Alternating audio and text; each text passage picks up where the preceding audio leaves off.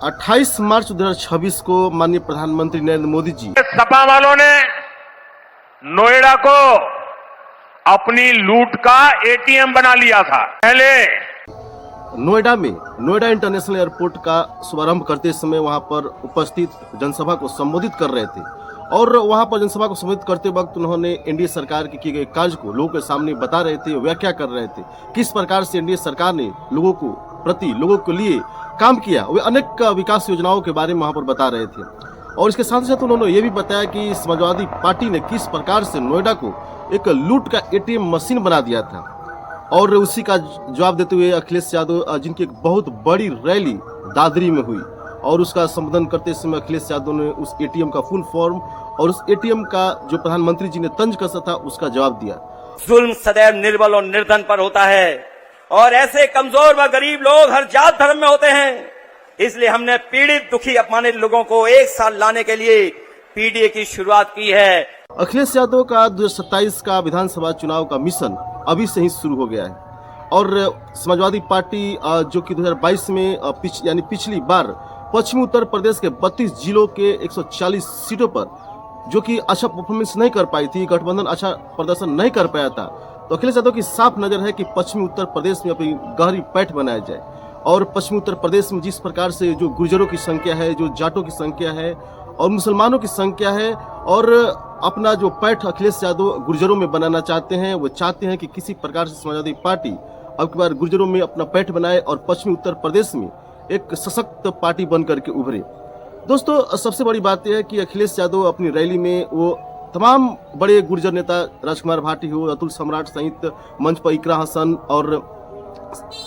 पांडे जी हो गए जो नेता विपक्ष है उत्तर प्रदेश विधानसभा का, या लालजी सुमन हो, तमाम वरिष्ठ नेताओं की वहां पर मौजूदगी थी और एक विशाल जनसभा को संबोधित करते हुए अखिलेश यादव ने 2027 का मिशन पूरे जनता के सामने रखा।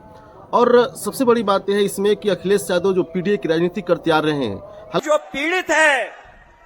वो पीडीए है। पीडीए एक प्रोग्रेसिव है, पॉजिटिव और आगे बढ़ने का सामाजिक आंदोलन भी है। हालांकि पीडीए की राजनीति उनको फायदा दिलाई। जिस तरह से 2024 के लोकसभा चुनाव में अखिलेश यादव ने जबरदस्त परफॉर्मेंस करते हुए 37 सीटों पर और 6 सीटों पर कांग्रेस को जीत दिलाई, ये ही एक ऐसा रास्ता था जो कि एनडीए को एक बहुत ही जबरदस्त झटका दिया था। अखिलेश यादव वो बात अभी भी नहीं भूल पा रहे हैं जिस प्रकार से 2017 में उन्होंने उत्तर प्रदेश की सत्ता से छोड़ी थी। उसमें माननीय योगी आदित्यनाथ ने उनका घर धुलवाया था और इस बात की चर्चा वो हर जगह करते हैं। वो पीडीए की बात करते हैं। पीडीए का फुल फॉर्म उनका पिछड़ा दलित और आदिवासी, कभी ए का मतलब अच्छे स्वर्ण को भी बोलते हैं और इस प्रकार से अखिलेश यादव पीडीए की राजनीति करते हैं। और इस मंच पर यानी दादरी में जो रैली हुई, इस पर साफ बताते नजर आए कि किस प्रकार से पिछड़ों के साथ, दलितों के साथ, अल्पसंख्यकों के साथ भेदभाव किया जाता था। उन्होंने लोगों को ये याद दिलाया कि किस प्रकार हमारी बेटी बहनों को, हमारे बुजुर्गों को कुछ खास सामंती वर्गों द्वारा अपमानित किया जाता था। उन्हें झूठा केस, झूठा चीजों में फंसा करके उनको अपमानित और उनको नीचा महसूस कराया जाता था। अखिलेश यादव की राजनीति आखिर क्यों वो पश्चिमी उत्तर प्रदेश में अपनी गहरी पैठ बनाना चाहते हैं? दोस्तों, जैसा कि मैंने आप लोगों को बताया, अब जहां तक सवाल है नोएडा की, तो नोएडा के बारे में एक स्टू टाइप की सोच है। चाहे जितने पूर्ववर्ती मुख्यमंत्री रहे हों, चाहे राजनाथ सिंह हो गए, मुलायम सिंह हो गए, या एक गुप्ता जी थे वो हो गए, या मायावती जी हो गई, एक खास स्टू टाइप का सोच है कि जो मुख्यमंत्री अगर हैं, अगर नोएडा से अपना शुभारंभ करते हैं या अगर वहां से कोई खास कार्यक्रम चालू करते हैं तो उनकी मुख्यमंत्री का जो सीट है उसे गंवाना पड़ता है। हालांकि पिछले चुनाव में माननीय मुख्यमंत्री योगी आदित्यनाथ अंधविश्वास के कारण जाने के डर से पहले के सत्ताधारी यहां आने से डरते थे, ने इस चीज को तोड़ा था और इनसे पहले बहन मायावती ने भी इस जो स्टू टाइप की सोच था, इस सोच को तोड़ने का काम किया था। तो सबसे बड़ी बात यह है कि अखिलेश यादव का ये रैली सबसे बड़ी देखने वाली है कि